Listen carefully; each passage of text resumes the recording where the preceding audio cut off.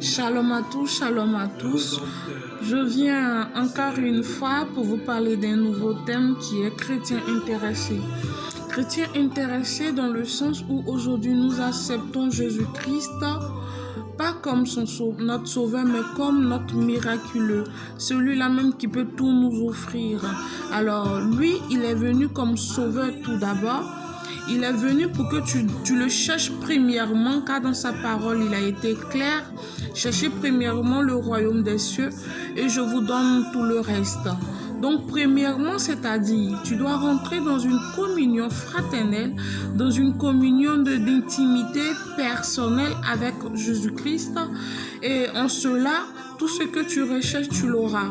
Mais cette communion est basée sur quoi? Sur la parole de Dieu. Tu dois rentrer dans sa présence par la prière, par le jeûne, par la méditation, par tout ce qui te permettra de t'éloigner quotidiennement du péché. C'est vrai, nous sommes des êtres humains.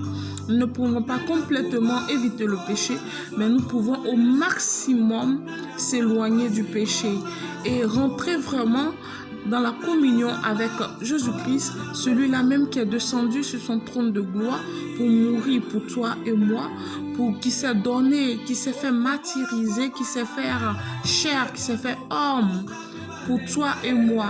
Alors, le peu de choses qu'il nous demande, c'est de se donner premièrement, de le chercher premièrement.